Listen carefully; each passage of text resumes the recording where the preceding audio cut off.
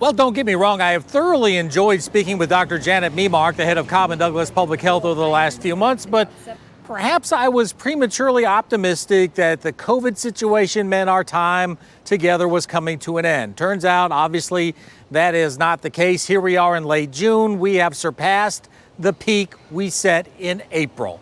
We're making some headway previously, and I think now that everybody's kind of milling about and getting together more, we're definitely seeing a rise in our cases. And I wanted to highlight a few things. So we're over 4,000 cases in Cobb right now, so 4,269 with 236 deaths.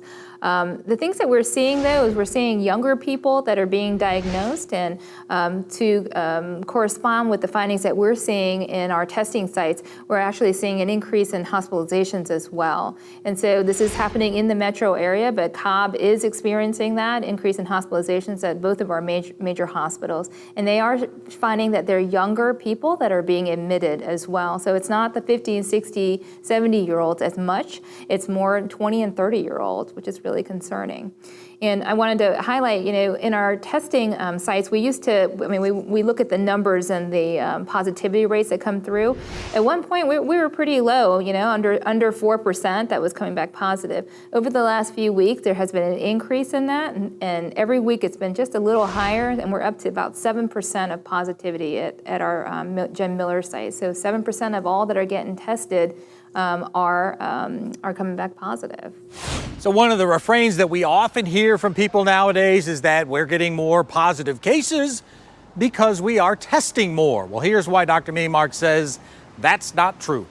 It's a really good question, because it did look like we peaked in April.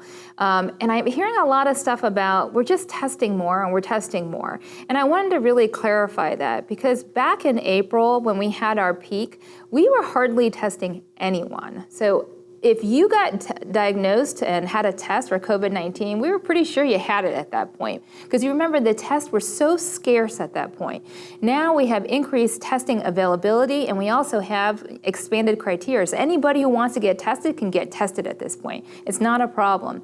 But as we've been watching this, so at first you would expect to have a rise of tides of getting more people tested, but you would expect that percentage rate to go down a little bit, because you're testing a lot more people.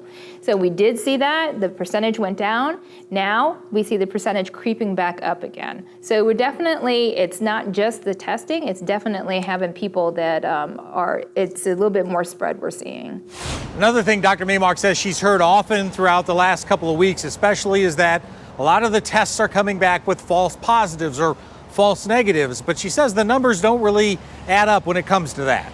Yeah, so we're hearing this false positive thing, and I wanted to make sure that we clarified that. So false positives are really not a big issue. Now, you may have false negatives in different locations or based on different testing techniques that are taken. So there's been some word that the quick 15-minute test, depending on how the specimen is taken, that you can get a higher false negative rate. A false negative rate, that means that, if somebody is actually positive, is being told that they're negative.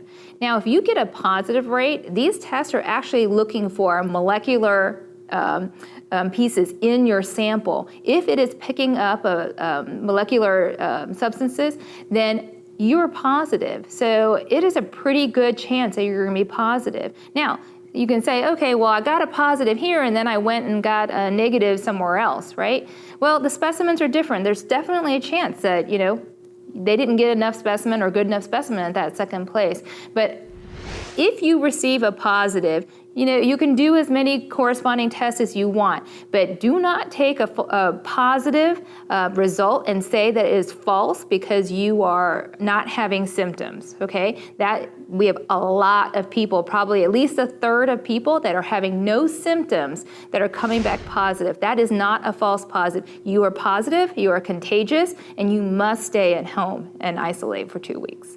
And finally, there is that long-running debate now about wearing masks. Does it really help? Is it really beneficial? And that's something that really upsets Dr. Memark. I was at a store just a few minutes ago, 5 of us in line, only one person, me, wearing a mask in the store. And she says, really, whether you believe in it or not, put it on. It's a huge concern for me because that That's all we have. We only have masks and social distancing, and it makes me profoundly concerned that we aren't wearing our masks as much. We may get lucky that we'll get a vaccine by the end of the year, but you can see what's happening in many states right now. The levels of COVID-19 cases are increasing, hospitalizations are increasing, ICU beds are being taken, and so we don't have any other weapons between now and getting a vaccine. This is not about your rights or anything like that. This is about protecting each other. And so please, you don't know if you're going to be positive, please do the best you can with wearing those masks and staying away from people at least 6 feet until we get this vaccine out. And then we can all feel a little bit safer at that time. And finally, one last message from the good doctor. Public Health's going to be doing two things moving forward. They want to test more people and they want to do contact tracing. She's urging you to participate in both. Don't forget, you can get tested at Jim Miller Park. Go to our website at Cobb and Douglas Public Health.org. The results are coming back in 2 days, and so the only way we can know if you are positive is to get tested. And please, please, please, when the epidemiologists and the contact tracers call you, please call them and work with them, because if we have everybody floating around that's positive and not staying at home, we're just going to have a massive problem going on in the next few weeks. Thank you for everybody that's been helping us out. We really appreciate it.